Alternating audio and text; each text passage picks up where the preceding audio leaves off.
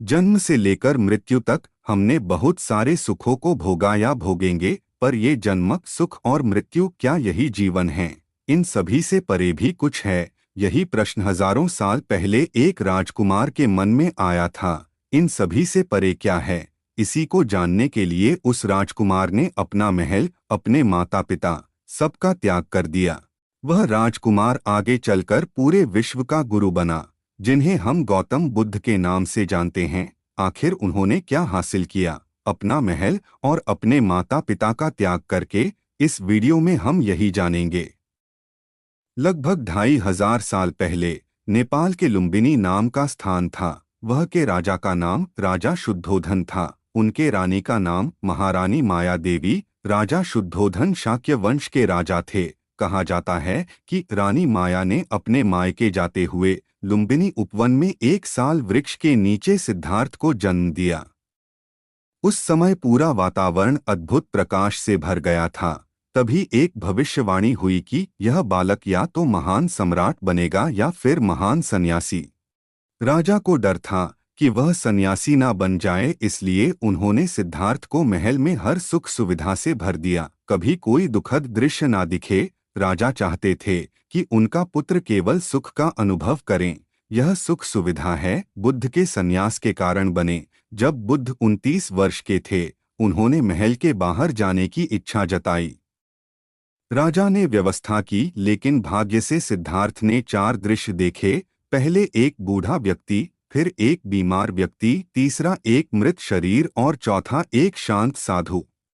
इन 4 दृश्यों ने सिद्धार्थ के भीतर एक गहरा प्रश्न जगा दिया, क्या यह सब मुझे भी झेलना पड़ेगा? क्या जीवन का कोई ऐसा मार्ग है जो दुख से मुक्त करें? उस दिन की रात ने सिद्धार्थ का जीवन बदल दिया। उसने निश्चय किया कि मैं दुख से मुक्त कैसे मिलेगी, इसकी खोज करूंगा। रात के अंधेरे में अपनी पत्नी यशोधरा और पुत्र राहुल को छोड़कर उन्होंने महल त्याग दिया। यह घटना महाभिनिष्क्रमण कहलाती है, अर्थात महाप्रस्थान। सिद्धार्थ विभिन्न आचार्यों के पास गए।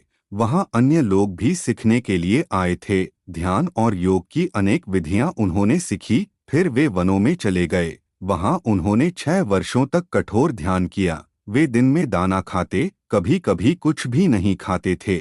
शरीर हड्डियों का ढांचा बन गया था। एक दिन उन्हें एहसास हुआ कि अत्यधिक तपस्या भी एक बंधन है, जैसे यह संसार और भोग एक बंधन है। उन्होंने समझा कि सत्य का मार्ग मध्य में है, न भोग न त्याग की चरम सीमा, बल्कि मध्यम मार्ग। उन्होंने भोजन ग्रहण किया और बोधगया के बोधि वृक्ष के नीचे बैठ गए और संकल्प किया, जब तक सत्य न मिल जाए मैं यहाँ से नहीं उठूंगा। लंबे ध्यान के बाद पौर्णिमा की रात जब तारा उदित हुआ, तब सिद्धार्थ ने सत्य का अनुभव किया। उन्होंने अपने सारे जन्मों को देख लिया और जीवन, जन्म, मृत्यु और दुख का रहस्य जान लिया।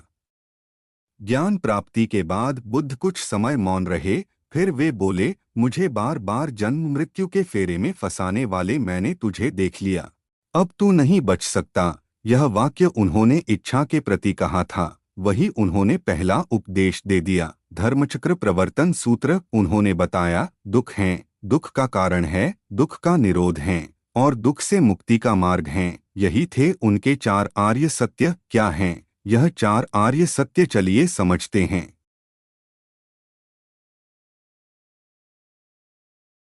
4 आर्य सत्य में से पहला पहलू दुख है। बुद्ध ने पहला सत्य कहा, दुख है। उन्होंने कहा जीवन में दुख है और इसे स्वीकार करना ही ज्ञान की शुरुआत है। बुद्ध के अनुसार दुख का मतलब सिर्फ शारीरिक या मानसिक पीड़ा नहीं है, बल्कि वह असंतोष है जो हर इंसान के भीतर छिपा है। बुद्ध के अनुसार दुख 6 प्रकार के हैं।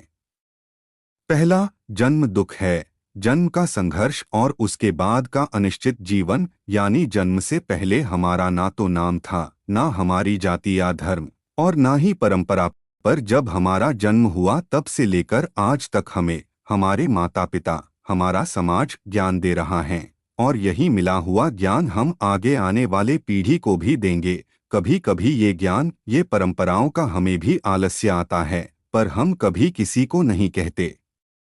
दूसरा दुख, बुढ़ापे का दुख, शरीर क्षीण होना। जब हमारा बुढ़ापा आता है तो शरीर क्षीण होता है। पर हमारी चिंता, डर, इच्छा बढ़ जाती हैं। जैसे कि बेटे की चिंता, बेटे का क्या होगा, क्या बेटा मुझे संभालेगा, मेरे पोते का क्या होगा। इसी चिंता में मन में इच्छा प्रकट होती है, बेटे की और पोते की। यह भी दुख है। तीसरा दुख, रोग का दुख, यानी बीमारी, कमजोरी और असहायता।